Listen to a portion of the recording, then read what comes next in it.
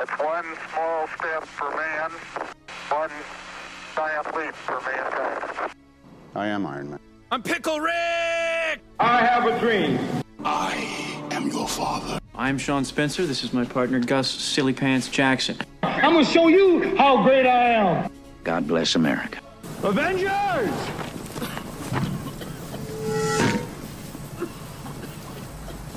Assemble.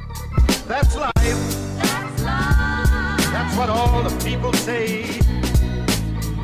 You're riding high in April, shot down in May.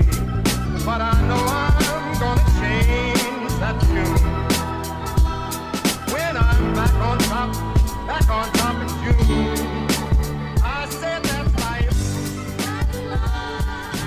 That's life. Welcome back to life, you beautiful humans. On today's episode, we are talking cave diving. We're talking about caves. By popular demand on the Instagram vote, cave diving has won this week. But do not fear, country music and country music stories is getting an episode as well, because the voting was so close for both. And so many of you voted, so thank you for that. If you would like to be a part of stuff like that, make sure you're following at That's Life with Jacob. That is at That's Life with Jacob on social media. Instagram, TikTok. Stay up to date with everything we've got going on. Join in on exclusive content. Vote on fun Instagram things to hear things that you would love to learn about or love to hear a podcast about. You get to vote on stuff. You get to decide episodes sometimes. If that doesn't sway you to join our social media, I don't know what will. So let's get into today's episode, Spelunking. Oh, man. You're just ruining it. Look at my lips. You're ruining it. That, ladies and gentlemen, is my new PA, Daryl. And if you can't tell, Daryl's a big fan of the show. So, welcome aboard, Daryl. All right, let's talk about some caves. So, I don't know what it is about me. For those of you who've met me in person, in the flesh, you've seen me eye to eye. We've stood toe to toe. Maybe I'm sick in the brain. I don't know. I'm somebody that when I enjoy something, I enjoy all of it. And I get hooked on weird stuff. I'm constantly on YouTube. When I say I'm constantly on YouTube, I mean like my screen time a day is 8 hours and it's just random YouTube videos playing in the background. And from time to time, when you're watching random videos on YouTube, another random video might pop up or it will say recommended for you. I don't know what I was watching at the time, but the next recommended video was a father and a son going cave diving. They were spelunking. And somehow I just got all into this 25-minute video. I loved it. And I watched 58 videos after that of this father and son exploring different caves in the United States. Or spelunking, as we'd like to call it, in the biz. Do you want to know, by the way, how pathetic of a person I am? Do you want to know how I knew that cave diving was called spelunking? This is a true fact, by the way. I was watching Batman Begins with Christian Bale. And Lucius Fox asked him what he needed this gear for. And he said, I'm going to be doing some spelunking. And I remember looking up at my dad in the theater and asking what spelunking was. And he said it was cave diving. So I literally only know the word spelunking because of Batman Begins. Okay, that's what level of human being I am. So I got fascinated by cave diving. And for years, probably 2 years at this point, not joking, I've watched this father and son's videos on YouTube, and I've been really big into cave diving. And I had the pleasure of meeting up with a friend and exploring a cave. Now, most caves in the United States are what we would call governed, meaning it is being overwatched or overseen by a state park. It is overseen by the city, is overseen by the National Park Association. Like, there's governing bodies over these caves. So you can't just, or you very rarely can just find a cave and free explore that cave. It is very hard to find caves like that. You usually need some sort of special permission. Well, my buddy had heard a rumor about a cave being on, and it was like 30 minutes away from where he lived, about a cave being on this guy's property.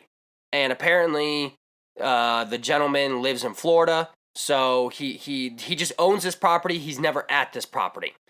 And so, I mean, just like that, I packed a bag and I drove 5.5 hours to the middle of nowhere, Illinois. Now, when I describe my journey here, when I say middle of nowhere, most of you are like, oh, Jacob, you're exaggerating. What is the middle of nowhere? Like Hendersonville, Tennessee? Ha ha ha. I mean middle of nowhere as in I drove down a 1-lane road for 21 miles without a single house in sight. And do you know where that road ended? At a lake. And so I call my buddy and I go, hey man, I took a wrong turn. I'm lost. I'm staring at a lake. And his words were, and I don't know why he said it so normal. Don't worry, Jacob. The ferry will be by to pick your car up and they will take you across the lake.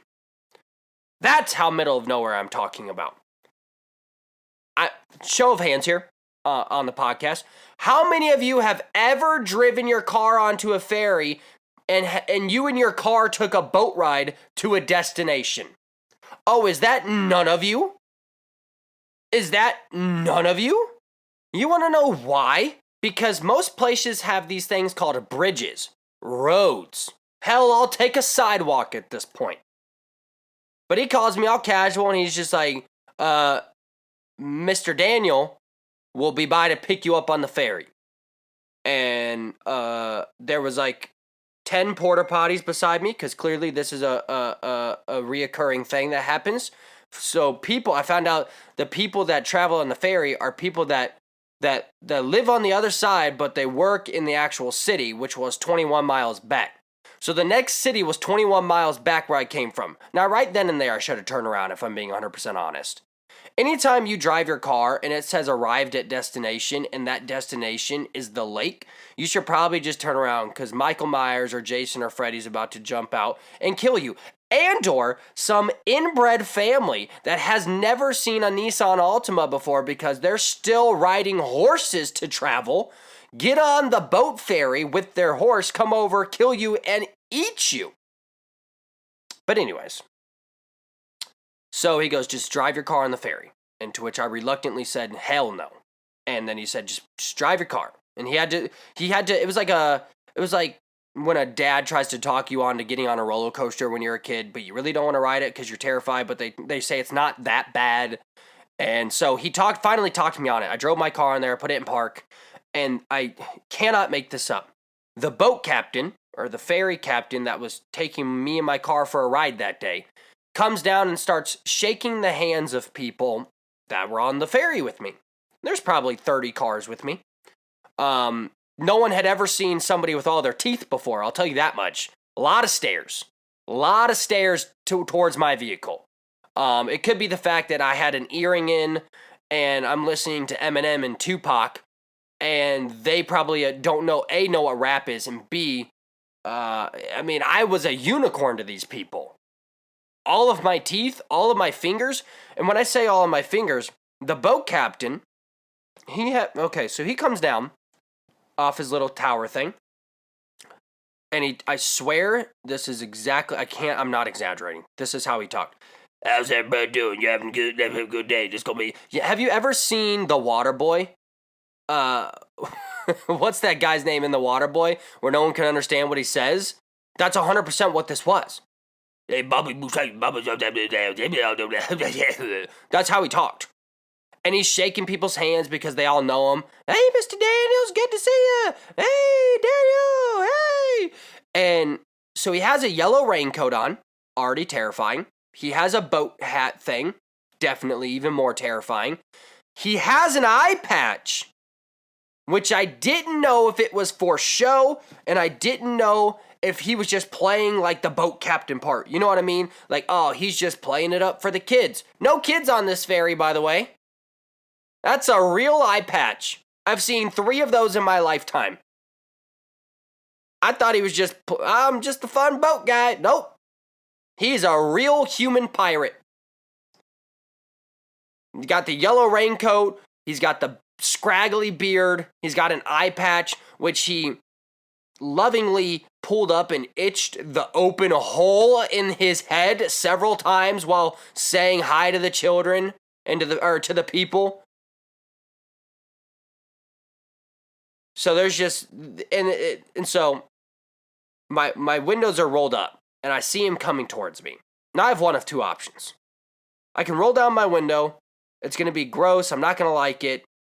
He's going to go, and I'm going, oh, it's good to see you too. And then I'm going to roll it back up. I'll be scarred, but he won't want to kill me. Or I could keep my window rolled up and chance that I don't piss him off. But if I do, I'm on a boat with a real-life pirate and 40 of his friends that he picks up them in their cars every day. So I rolled down the window. I played it smart. And I could see that he was going for a handshake, okay?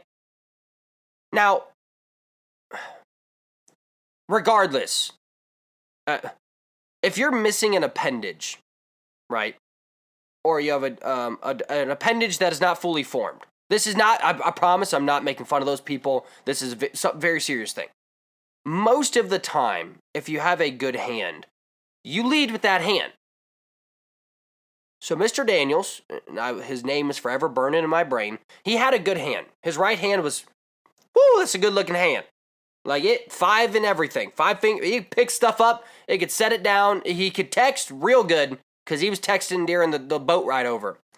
And then he had a left, like a left finger. And it was hidden under the raincoat. And so he goes to shake my hand, and this little, just the pointer finger attached to an arm comes out.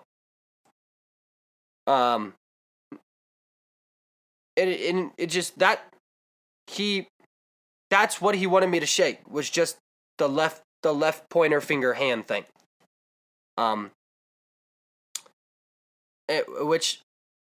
Awkward for me. It was kind of a weird scenario. I was like, is this a pull my finger joke?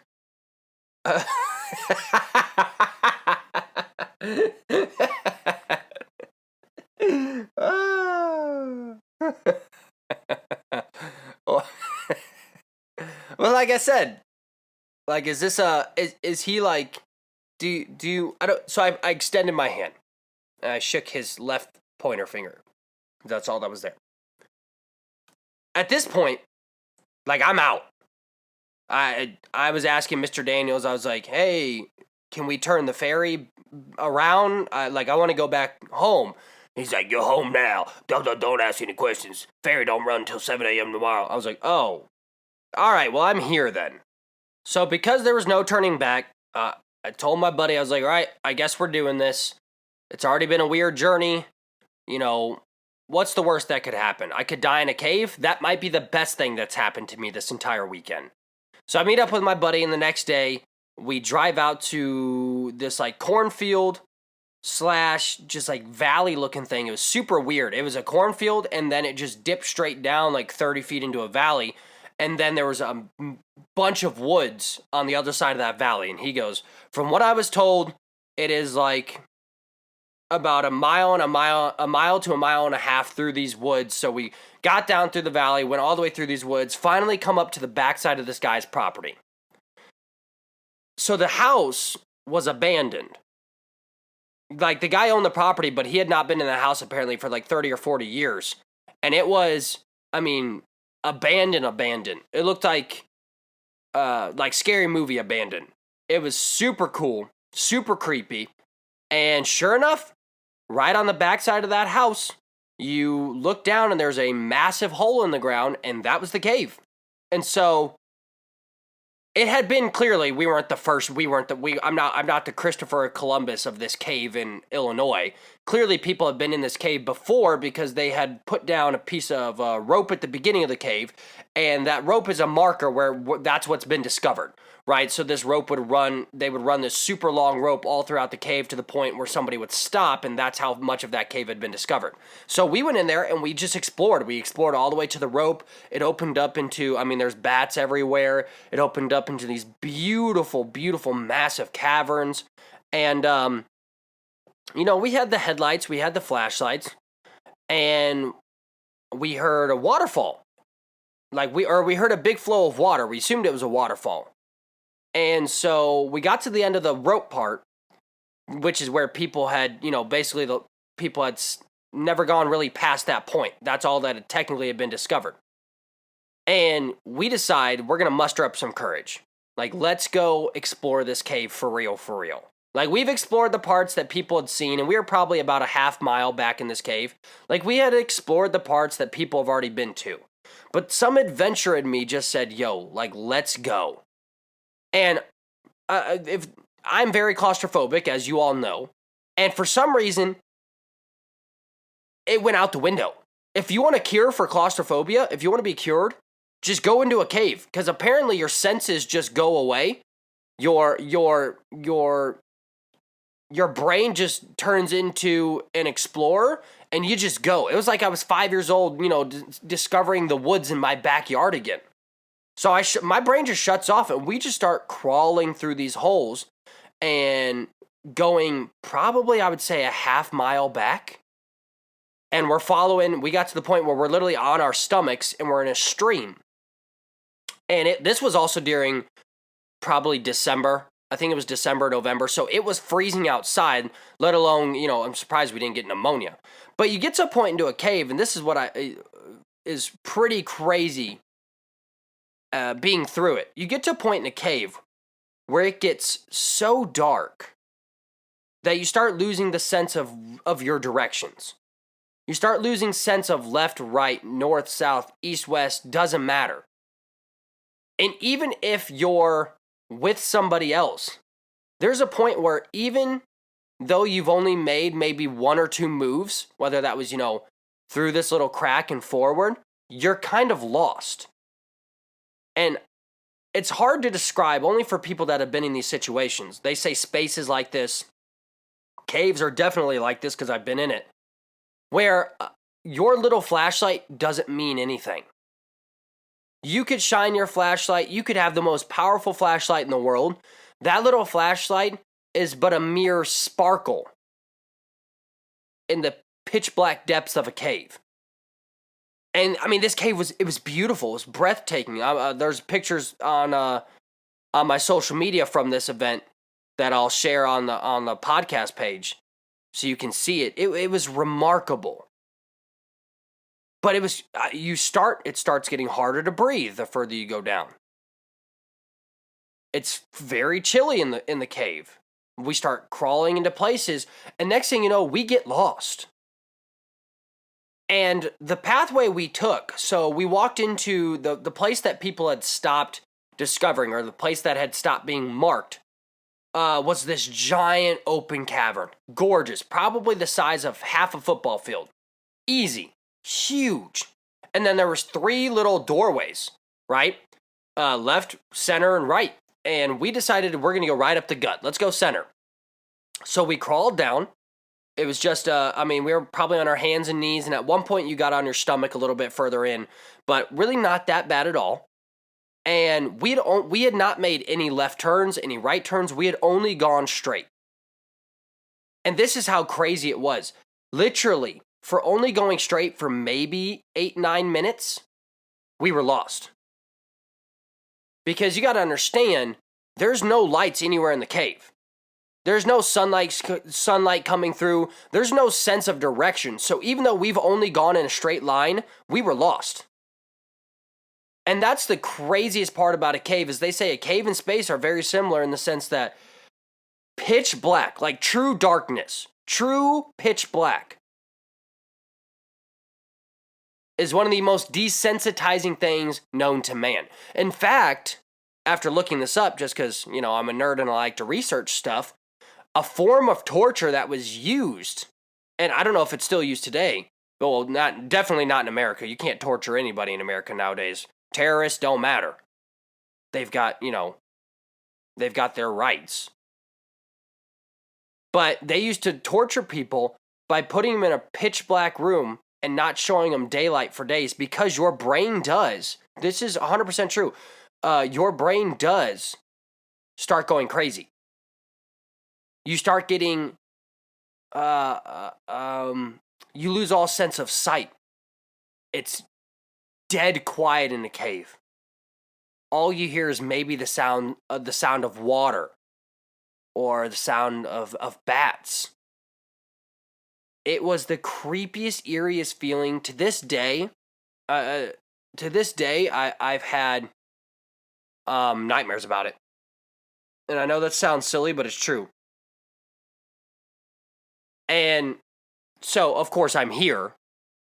So the story doesn't end with too big of a climax, you know. There's not too big of a climax here. So we get lost, and we have no sense of direction. We don't know. All we know is to just try and turn around and go back to the way we came from. Which I know some of you are like, that, duh, you moron. Just turn around and go back the other way. But I'm telling you, there's no way to describe the loss of sense of direction, the lost sense of just having zero sight. Even with flashlights, the cave was so large and where we were was so long that the end of your flashlight wasn't hitting another wall to where it would reflect off light and you could see. It was just your light ending in pitch darkness. It's kind of like when you point your flashlight up to the sky and you see that it dies down halfway up. That's exactly what this is. So anyways, long story short, we get lost, we finally turn around, and I'm not gonna lie, some tears were shed. Both of us were not doing okay. Like halfway through the way back, because we had only probably been going forward for maybe 10 minutes. I can't really remember how long, but it felt like an eternity when you're crawling on your stomach in ice cold water and then you don't know where you're at. So, I mean, we crawl all the way back. We finally find the big cavern room, finally see a rope, and just follow that rope out. The creepiest part is that rope was a different rope. There was like two different entrances to this cave. There's one that doesn't require it. Literally was just like a big open area, and then the other one you actually could crawl down into this cave from like a 30-foot drop. So of course, we went in the big open area, but to coming back out, this rope actually went up the area that you had to crawl, and we crawled 30 feet to the top of the surface, and it was awesome. And it's exciting, it's exhilarating, but I say all that to say this. Never go cave diving, ever. People die every year. Experts, it doesn't matter. People that are expert cave divers die all the time, every year. I saw a statistic today that it said, there's only not many people really cave dive because it's so dangerous, but out of the 5% of people that go cave diving, 1% dies. So like I said, it's a very small number. So 1% of all cave divers are going to die, professional or non-professional. Last year in 2021, something crazy like 89 people had died cave diving in America. All right, no, not America. Sorry, that's across the entire world. 89 people had died. 64 of them were experts. Now, I'm sure they were dumb and pushing the limits of stuff that they probably shouldn't have done that to. But cave spelunking is no joke. Now, that being said, I really want to go spelunking again, and I'm trying to get, I got some things in the works. There's a cave here in Tennessee that's actually a haunted cave that's on the back of this lady's property where a family was murdered, and it's closed down to the public, but I said, if we give you free publicity and maybe $500, can I bring a crew, some cameras and a crew of guys out there, and can we shoot a full-on spelunking video? And she said she's intrigued, okay? So we got some cool videos in the works. That's why you want to follow That's Life with Jacob. So maybe you can be a part of those videos. Maybe you can see it. Maybe one lucky fan will get to go with us. I don't know. We'll see. Actually, no. I'm not gonna be responsible for like, oh, I was a fan of That's Life podcast. Now I'm in the hospital because we got lost in a cave, for a stupid YouTube video to get 10 views. But no, cave diving it's very, very dangerous. Many people die a year from it, from the small percentage that actually do it. And I guess it was just the sense of just when you're in that amount of pitch darkness, the way your brain plays tricks on you and tries to make up light where there is no light, tries to tell you that you know where you're going, and then it gets confused. It is one of the craziest feelings, one of the most exhilarating things, and I get why people are daredevils now. Because spelunking is a type of daredevil act, and I get why people do it. You don't get a high like that kind of high. You don't get a high like I almost died kind of high. Straight up. And I know that was a little bit of a long story about my first cave experience, but I say all that to say this: I'm back into spelunking. I'm back into wanting to explore, wanting to discover, and I kind of got re-sparked by, oddly enough, YouTube popped up again on my feed out of nowhere. Now, I haven't watched a spelunking video in probably 6-7 months. Out of nowhere, it said, recommended for you, and it was a new spelunking video. And so I watched it, and then got to talking with my girlfriend, and she had never been to a cave ever in her life. So I said, okay, let's go cave exploring. Let's go. We won't go cave diving for your first trip, but I said, let's go to just a small cave here in Tennessee. So I took her to Cumberland Caverns, and so that got her exploring juices flowing. And now we're both searching for free exploring caves and are going to probably go spelunking sometime in the next few months. And, but of course, we'll get down to the facts, just like the Egypt episode. There's always a bunch of weird stuff that I ramble on about, or a weird story that I have, because weird things happen to me. And then we'll get into some facts about caves. So let's start with this fact. There are over 17,000 caves that have been discovered in the United States. Scientists say that there are roughly probably 35 to 45,000 caves still to be discovered yet in the United States. And in fact, there is no cave count meter for the entire world, meaning we don't necessarily know how many caves have been discovered in the Middle East, in Europe, in Africa, Asia, none of that. We roughly know 17,000 caves that have kind of been discovered or have been recognized by people in the United States, but there is not an overarching large number that we know of caves. And in fact, most scientists, which we could get into some crazy theories that I've kind of started leaning into. I mean, I've heard the hollow earth theory, where these caves are actually tunnels that lead to the hollow earth, which is a completely different earth, just upside down. If you've seen the movie Kong vs. Godzilla, that's where Godzilla and King Kong lived back in the day. So there's some hollow earth theories, so it's hard to really pinpoint when you say scientists say, because scientists all say a bunch of different stuff.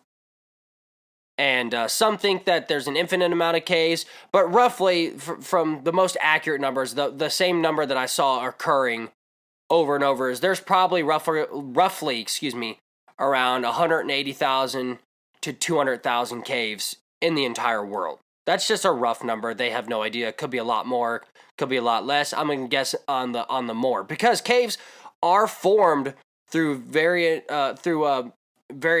ways. There's usually caves where large amounts of limestone occur. The erosion from the water, from volcanoes, from the tectonic plate movements, all of these different things can form caves. Caves are passageways or chambers that are usually carved in and out of rock, although there have been some mud caves that have been discovered in the southern plains of Africa, and they're just man-made caves made out of mud. I love this fact because I was writing down facts before this on my iPad, and I don't know why I wrote down this fact, but it might be the dumbest thing I've ever written down and then wanted to say back to somebody, but I'm going to say it. Some caves are small, and some are big. Thanks, Jacob, for the wisdom. Sometimes the cave could be a small cave, and then sometimes the cave could be a big cave. Well, no crap, dumbass. So I don't know why I wrote that fact down. It's just funny because I have all these cool statistics and the longest cave, the largest cave, blah blah blah, and then right above that is some caves are small, some caves are big. Good one, Jacob. All right, the longest cave in the entire world that has been discovered, because we don't know ones that haven't been discovered yet, or the Hollow Earth would technically be the largest cave. The world's longest cave is actually Mammoth Cave in Kentucky. It's over 650 kilometers long. The next longest is in Mexico, and that stands at 318 kilometers long. And then the third longest cave in the world is actually Jewel Cave in South Dakota. USA is often called the King of Caves. We have the largest and, as of recently, the deepest known cave in the world. The deepest cave is Veronia Cave in Georgia. It is 2,197 meters deep. So the USA, man, if there was ever an Olympics of caves, we win. Caves are the biggest habitat for bats, crickets, spiders. It is the largest. Well, I mean, this is kind of a what? It has the largest population of ring-tailed cats. There are quite a few animals that make up their homes in caves all around the world. A lot of animals and a lot of insects actually will turn clear. Their shells will turn clear in the cave-like water to adapt to its natural habitat without getting any sunlight or moonlight. Their skin or their shells will actually turn a white and or a clear color, which is super, super duper cool. The earliest known cave dwellings have been discovered and dated back to 40,000 years. And then as of recently, in the Iberian Peninsula, they found a cave dwelling in a cave that looks like it dates back to 64,000 years ago. Now, whether you can accurately claim that time, I don't know how scientists do stuff like that. I'm sure there's like this really smart method, but I feel like they just make a lot of stuff up. It's like, hey, Chris, how old do you think this is? He's like, just put 64,000 years. No one's ever going to test. Mayans built temples over caves and built their temples to look like caves because they believed that the caves were the entrance to the underworld. I mean, if you've ever walked like deep into a cave, it does feel a little underworld-ish. Fish, amphibians, and insects that have evolved to live in a cave-like life are called troglobites. The first troglobites identified were in the 1700s. It was the eyeless white amphibian called the olm. Some other ones that we have found are called the blind wolf spider, the devil's hole pupish of death, what the frick, and the Texas blind salamander are found only in certain caves and never seen outside of a cave-like habitat. So the devil, literally, there's a lot of satanic stuff when it comes to caves, is what I'm reading. Let's go a few more facts here. There is a cave, I don't know how to pronounce that, Mulu National Park, that is home to over 3 million bats. Just in this one cave on the island of Borneo. The world's largest crystals have been found and formed in caves. En Cuervo dos los Cristales. Ooh, hey, that's not too bad. It's getting better. 1,000 feet under a mountain in Mexico. There are over 26-foot long crystals that weigh up to 55 tons. Temperatures in the cave reach a maximum of 138 degrees. It has been reflooded ever since its most recent exploration, though, as the cave waters have flooded in. And then let's do this one. The caves on Paradise Glacier on Mount Rainier were world famous before the glacier melted and all the caves crashed in. So there it is. There's some interesting cave facts. There's a story about a cave. For those of you who are more of the story folk, caves are super, super cool. And be on the lookout for a YouTube video very shortly of me exploring a cave that was haunted. The story behind it, I don't want to give too much away, but I'm really hoping that this lady says yes. She said she's highly considering it.